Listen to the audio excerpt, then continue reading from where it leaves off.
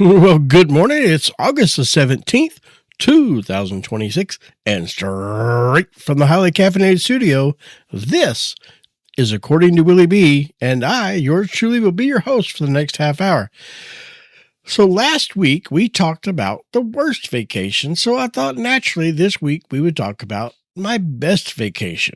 And we'll get into that in a moment, but I want to give you one piece of information that I think a lot of you are going to enjoy. A lot of people have written to me and say it kind of cumbersome and time consuming to go to the different websites and different things to provide feedback.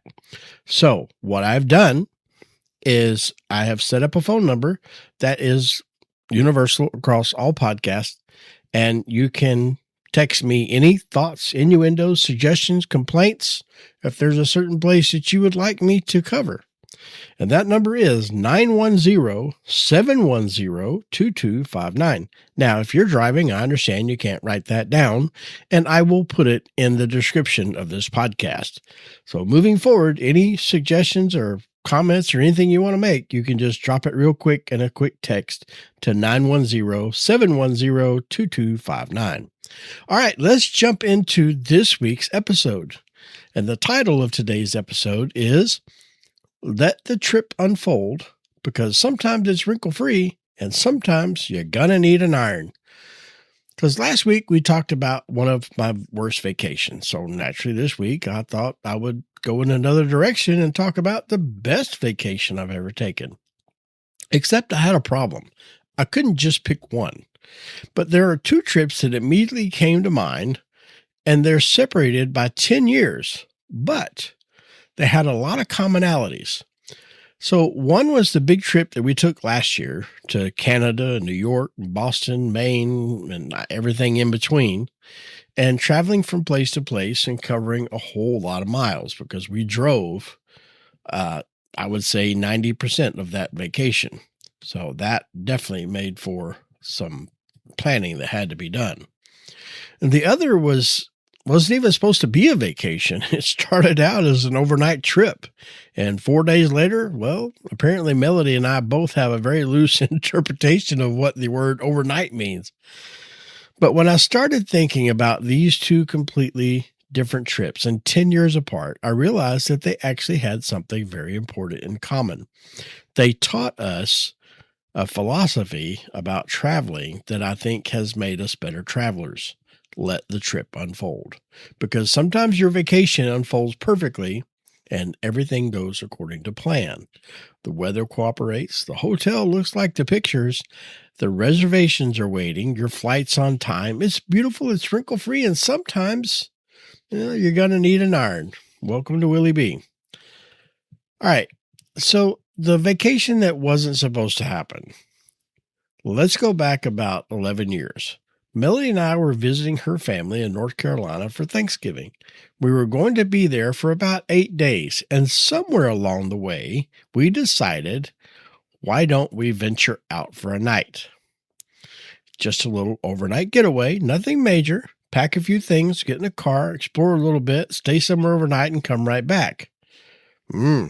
4 days later, we had traveled across the Blue Ridge Mountains, Maggie Valley, Cherokee, little mountain towns I'd never heard of, back roads, side roads, places we had not planned on seeing. And I think that's part of why I remember that trip so fondly. We weren't checking boxes. We weren't racing an itinerary, and we didn't have Tuesday scheduled down to 2:17 p.m. at Meyer Fountain. We just traveled. So the thing that really makes that trip memorable for me, things that stick out, was because we didn't have it planned. It was truly spontaneity. And it's the kind of trips that we love to take, although, like I told you at last week's episode, sometimes that doesn't always work. But this time it did. And everything unfolded beautifully, and we went from town to town. We started out let's go up to Maggie Valley. I'd never heard of Maggie Valley, but it was in the mountains, so I was game for that. I love the mountains.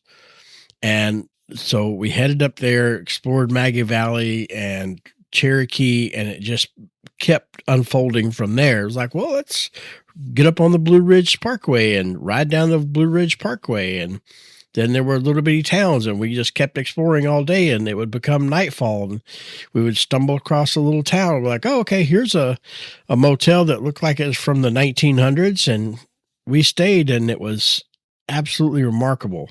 Some of the best hotel stays I've ever had. The owners were very attentive. They know what they're doing. They have the hospitality game down to an art, to say the least. And it was truly enjoyable. I remember when we were up on the Blue Ridge Parkway, one night it started to snow. Now, we didn't get anything crazy. It was probably only a couple of inches, but it made enough snow that I could form a snowman. Now, understand that this snowman, two things about this make it memorable. One, it was about the size of a field mouse, and that's all the snow I could gather up. And then two, it was the first snowman I had built since I was a child. So it made for a very memorable moment. And it's just one of those things that it just came about. It was not something that was planned. It was not something that was on the itinerary. And that's what I tell you. You have to look for those moments in between the bullet points on an itinerary. Now, sometimes, like the next trip we're going to talk about, you'll see we're on an itinerary that is bullet pointed down to nailing you to the wall is important. But this trip, it wasn't. And we found some of the best little cafes and restaurants along the way. And it was just really incredible meeting all those people throughout the small towns. And I remember there was one town that we went to, and it was, I honestly don't remember the name of it, but they had these trees lining the sidewalks down the town. There were lights strung up in the trees, and all the shops were closed because it was late at night. But we just strolled down those sidewalks, and it was, for a lack of better explanation, it was almost like a Hallmark moment, if you will. I mean, it was little mountain town sidewalks, just window shopping. It was absolutely incredible. It was like something that was truly pulled from a movie. And I'd never experienced anything like that. And I just remember that was so cool. And then you're driving up through the mountains and seeing the distance as far as you could see on a clear day. It was just the most amazing thing. And that's why I've always loved the mountains. There's just something about mountain territories that have always just called to me. Even if you go to places like New Mexico, where they have mountains, and some of those mountains are kind of bare and they don't have trees unless you get up into the ski areas, but still the same thing. I've just always loved the mountain areas in the U.S. And so it was an absolutely incredible trip just so far, just getting to see all those little small towns. But like I said, we didn't have a schedule. We didn't have anything planned. Every motel or hotel we stayed in was last minute, and you just drove in. It's like, hey, you have a room for the night? Yes. Okay, cool. So it made for a really great experience. Now, somewhere, one of my favorite things is the question to ask yourself when you're traveling. What's over there? Because somewhere along the way, I think we've forgotten one of the greatest questions in travel, and that is, what's over there? You see a road, you see a sign, you see a little town, you see something interesting. And instead of saying, we don't have time for that because the itinerary says we're supposed to be somewhere else. No, you say, let's go see. That's how you discover things. Some of my favorite travel memories weren't things I researched for 6 months beforehand. They happened because we saw something and thought, well, that looks interesting. And there's something wonderful feeling about not knowing what comes next. So I'm not saying that we've become professional vacation planners. Please don't misunderstand me. Planning is good, especially today. Hotels, flights, cruises, popular attractions, restaurants, some things absolutely need reservations. But I think we've gotten to the point where some people plan every waking minute of a vacation. Hey, I didn't promise any word salads. 7 o'clock breakfast, 7:32 leave the hotel, 8:06 arrive at the museum. Folks, if your itinerary has scheduled bathroom breaks, you've gone too far. Leave some blank spaces, because the blank spaces are where some of the best memories happen. Now, fast forward about 10 years, because this was a completely different trip. This wasn't an overnight trip that accidentally became 4 days. This was a big trip. And I think some of you, if you listen to the show, you know what I'm talking about. It's the big trip that we took through Canada, New York, Boston, Maine, multiple destinations, lots of moving parts, lots of opportunities for something to go wrong. And guess what? Things did go wrong. But here's where something that I've learned. Very few vacations are completely hiccup free. I don't care how carefully you plan, weather changes, flights get delayed, traffic happens, restaurants close. The list just goes on. Anybody that's traveled any amount of time at all knows the rest of that list. And something costs more than you expected. You miss a turn. So there's lots of things. And somebody can get tired. Somebody can get hungry. When people get tired and hungry, now we're entering a dangerous territory. And this is one of the trips where Kelly and I had planned this trip until we had it down to the day, to the hour, to every single stop that we made. And it's really the only way that we were able to see as many states and territories and attractions that we were able to see, was because we had it so planned out, and it took months. I don't know, just to be honest, if there are any other people on the planet that would have spent as much time as her and I did planning that trip. It was insane. We had weekly meetings on Zoom calls, and it was just crazy. But we had it planned out, and for the most part, we only missed maybe 2 or 3 little attractions that we want to see. But hey, that gives us a reason to go back. We did have some issues on that trip. Funny thing is, one of them was surrounding me, where I had fallen in a parking lot at night and caught my finger in a wooden fence as I fell. And today that finger is still not exactly back like it should be. That's just one of those things. That's just how the trip unfolded. There were other things where we ran out of time in different places, or we had too much time and we had to, but there was always something. But the thing is our thing was roll with the punches. But I think a better explanation of that, or a better analogy, is let's see how the trip unfolds. Because sometimes it's wrinkled, sometimes it comes out beautifully. But, when you talk about a trip that big, and you're talking crossing borders and food discoveries and scenery and unexpected stops, these are things that can cause a huge wrinkle. So we learned on that trip to let the trip unfold. The trip really enforced something for us. When something went wrong, instead of immediately saying, vacation ruined, we started saying, okay, what do we do now? But it didn't matter whether the flight was delayed. That's a little wrinkle. Restaurant closed. That's a little wrinkle. Wrong turn. A little wrinkle. But sometimes if you get one of those wrinkles or situations where it's really going to cause a major delay or something in the trip, then you just say, somebody warm up the iron, because that's when you go with a plan B. Rental car breaks down in the middle of nowhere. Forget the iron. We're going to need a steamer. But here's the important part. You can't always control the wrinkle. But here's what you can control. You can control whether you spend the rest of the vacation staring at that wrinkle. The difference between a disaster and a memory. And this is where last week's episode and this week's episode come together. Last week, we talked about the worst vacation. This week, we're talking about the best. But here's what's interesting. Things went wrong on the best vacation too. So, what's the difference? Sometimes the difference between a vacation disaster and a vacation memory is simply how you react to what happens next. You have choices.